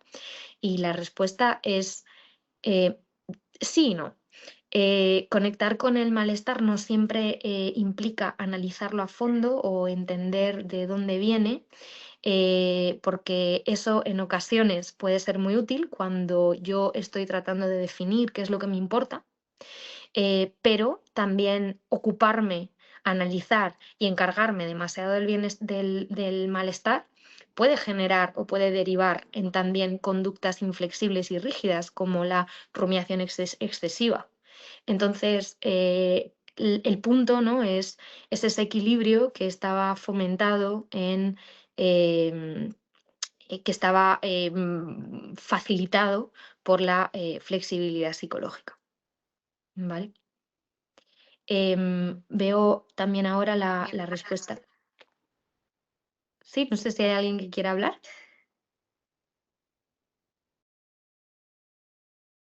Hola. Sí, hola. No sé si Se me te escucho escucha. bien. Ok. ¿Cómo no caer en la trampa de estar cómo no caer en la trampa de tener bienestar a no estar buscando el alivio constante mediante, no sé, acciones como ejercicio o estar con la mente ocupada todo el tiempo para estar evitando realmente el problema y caer en esta trampa de como no estás pensando, piensas que estás como en el bienestar cuando solo estás como aliviando el malestar por estar como, no sé si me explico, como todo el tiempo ocupada en ciertas actividades. Ujú. Fenomenal, te explicas súper bien y de hecho estás trayendo algo súper interesante, ¿no? En mi ejemplo hablaba de llegar a casa cansado, ¿no? Y involucrarse en redes sociales, lo cual puede ser algo controvertido, ¿no? Las redes sociales no es que sean negativas, no, esto no consiste en demonizarlas absolutamente, como veíamos en la presentación, pero sí que es como una actividad cuestionable, ¿no? Que a veces puede tener efectos negativos. Sin embargo, también hay otras actividades como las que planteas, ¿no? Como el ejercicio, como involucrarme en un montón de planes, ¿no? Estar ocupado constantemente, incluso haciendo cosas que sean positivas, ¿no? Que tengan como una lectura positiva, porque hacer ejercicio es bueno, ¿no? Y hacer planes y estar ocupado también puede ser positivo. Pero aquí nuevamente estamos hablando de flexibilidad, ¿no? Porque lo que caracteriza a esa gestión es la rigidez. es si yo siempre me estoy ocupando y que si ocuparme es una manera de funcionar, que tiene el beneficio, ¿no? De que muchas veces me ayuda a no conectar con lo incómodo, con el malestar, con preguntarme qué me gustaría cultivar en mi vida, qué me gustaría hacer, qué es lo que hace que mi vida merezca la pena ser vivida, por ejemplo. Estaríamos cayendo, ¿no? en esa rigidez que estaría fomentando, pues eso, la gratificación instantánea a costa de comprometer el bienestar. Y la pregunta, ¿no? que hacías es, ¿cómo evitar caer en la trampa? Pues lo primero es tratando de desculpabilizarnos, ¿no? Y ese es un poco también el propósito y el objetivo de analizar cuál es el contexto en el que vivimos. Em, el contexto en el que vivimos es un contexto en el que estamos todos insertos. Entonces, que nuestros repertorios conductuales tengan que ver, ¿no? O que desplieguen actividades, acciones, conductas que busquen ese alivio inmediato, no es un fallo individual de cada uno de nosotros, ¿no? No es que estemos mal hechos y que entonces estemos funcionando como si la vida fuera una máquina tragaperras, ¿no? Y constantemente estuviéramos priorizando ese bienestar, sino entender que hay una dimensión contextual que nos supera, que nos abarca, que nos rodea, que en el fondo el entorno y el contexto es el agua en el que nada un pez, ¿no? Nosotros nadamos en el contexto en el que estamos. Ahora bien, que eso no signifique indefensión, resignación, no hay nada que podamos hacer. Por ejemplo, algo importantísimo es trabajar en clarificación de valores, trabajar en entender qué es lo que es importante para ti. Y muchas veces ese trabajo en valores pues, se puede hacer desde el punto de vista terapéutico, pero también se puede hacer desde el punto de vista personal, ¿no? ¿Acaso yo me siento en algún momento a reflexionar, a hablar conmigo mismo sobre qué me gusta de mi vida, sobre dónde me gustaría estar en el futuro, sobre qué cosas me resultan insuficientes, incómodas, no me están reportando, ¿no? Quizá el crecimiento que siempre he buscado, que siempre he cultivado, o acaso el estar muy comprometido con un grupo de amigos que priorizan, ¿no? Pues un determinado tipo de actividades frente a la profundidad de conexión, la intimidad, me está realmente conectando con aquello que yo valoro. Entonces, para no caer en la trampa, pues lo primero es desculpabilizarnos, no estamos mal hechos. Y lo segundo es responsabilizarnos, comprometernos. Y comprometernos en ello pues puede ir desde lo más pequeño hasta lo más grande. Puede ir desde acciones muy concretas, muy pequeñas, muy puntuales, como termina esta sesión, me siento con un cuaderno abierto y escribo sobre mi día, sobre cómo me he sentido, sobre qué he pensado, ¿no? Y me expongo, me acerco a lo mejor a aquello que no tiene cabida en mi día a día porque quizás estoy muy ocupada haciendo otras cosas, o si ese vacío, si esa desconexión que yo siento, la experimento como algo muy profundo, como algo que realmente está limitando mi calidad de vida, mi bienestar, pues puedo plantearme, ¿no? Acudir a ayuda profesional, a procesos terapéuticos en los que pueda entender, ¿no? Qué es lo que hago, para qué lo hago y cuáles son las consecuencias de lo que estoy haciendo. Espero haber contestado. Sí, Sí, muchísimas gracias. Vale, intento no enrollarme. De hecho, yo creo que en la anterior respuesta que he dado, pues se trasluce, ¿no? Se evidencia cuáles son las preguntas incómodas. Muchas veces nuestra vida, pues, es un suceder, ¿no? De circunstancias. La vida nos lleva a un sitio, nos lleva al otro, y muchas veces cuando no nos paramos, ¿no? A preguntarnos, ¿estoy donde quiero estar? ¿Qué es lo que valoro en la vida? ¿Qué es lo que me gustaría tener?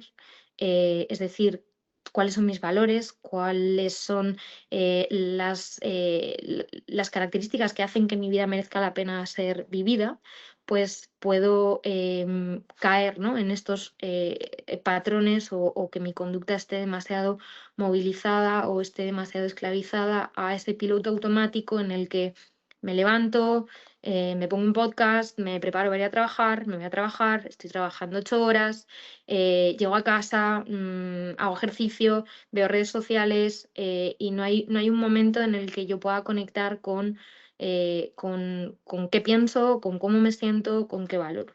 Y a eso es a lo que me refiero con las preguntas incómodas, ¿no? Porque a lo mejor si llego a casa, siguiendo con el ejemplo, em, por no enrollarme poniendo uno nuevo, si llego a casa cansado y mi primera respuesta es me pongo a mirar redes sociales, quizá no me estoy preguntando en ningún momento, ¿me gusta el trabajo que tengo? ¿Tiene que ver conmigo? ¿Tiene que ver con lo que valoro en la vida? ¿O estoy dedicando el suficiente tiempo a cuidar de mi familia, a cuidar de mi ocio, a cuidar de mi trabajo? ¿Estoy siendo la profesional que me gustaría ser? ¿No? Al final, todas las preguntas incómodas pues surgen una vez uno pues conecta con consigo mismo. Em, Luego veo, ¿existen pautas inmediatas o un manual para conectar con el malestar? No existen manuales como tal, ¿no? Que hablen de guía para conectar con el malestar, pero algo muy fácil, muy sencillo que uno puede empezar a hacer incluso en el momento en el que esta sesión termine es permitirse aburrirse, ¿no? El aburrimiento pues da lugar a empezar a pensar, ¿no? A empezar a conectar. Y por otro lado, al final permitirse conectar con el malestar, siempre y cuando ese malestar tenga un propósito, ¿no? Tenga un sentido. Yo siempre pongo el ejemplo de que si uno vive en Madrid y le dan miedo las serpientes, pues exponerse al malestar que le va a suponer perderles el miedo y habituarse a la presencia de serpientes no tiene ningún sentido si el rumbo de vida de esa persona es estar en Madrid, al menos por el momento presente. Sin embargo, ¿no? Si para esa persona es muy importante su competencia, su desarrollo profesional y se dedica a la antropología y tiene un proyecto que le surge para estudiar distintas organizaciones sociales en el Amazonas, pues entonces exponerse a ese malestar tendrá sentido, ¿no? Entonces, para exponernos al malestar, pues también implica entenderlo e implica aprender a tolerarlo, ¿no? Saber por qué está ahí, para qué está ahí, al servicio de qué y cómo poder tolerarlo, ¿no? Y en ese cómo poder tolerar el malestar, pues es donde quizá tiene sentido, ¿no? Como hablábamos antes, pues favorecer o fomentar estrategias que hagan que la persona aumente la tolerancia a ese malestar y que reduzca la probabilidad de emitir conductas de evitación em, instantánea, ¿no? Vale, no sé, creo que no hay más preguntas, a no ser que me haya pasado alguna. Fenomenal. Veo el agradecimiento de Pilar, gracias a vosotros por estar aquí presentes. Sin vosotros no hubiera tenido sentido esta sesión. Y bueno, espero que esta sesión de alguna manera también haya generado preguntas incómodas, tanto desde el punto de vista tanto desde nuestro rol como personas, ¿no? Dentro de una sociedad, tanto como de nuestro rol como terapeutas que intentamos, ¿no? Buscar la mejor forma de ayudar a las personas a lidiar con el malestar y y no por ello menos, o sea, y también muy importante, no sé si más, pero también muy importante, ayudar a las personas a tener una buena calidad de vida, ¿no? Entendiendo que no solo erradicar el malestar de la vida de alguien es sinónimo de tener bienestar, ¿no? De hecho, como hemos visto, la complejidad, ¿no? Y las estrategias de evitación que nos proporciona a día de hoy la sociedad son tremendamente potentes, sofisticadas y complejas, ¿no? Si bienestar si bienestar supusiera erradicar el malestar, ahora mismo estaríamos vivenciando unos niveles de bienestar poblacional altísimos y lo que vemos es que esto no está ocurriendo. Entonces, bueno, no me enrollo más. Espero que hayáis disfrutado la sesión, que hayáis aprendido y muchas gracias por estar ahí.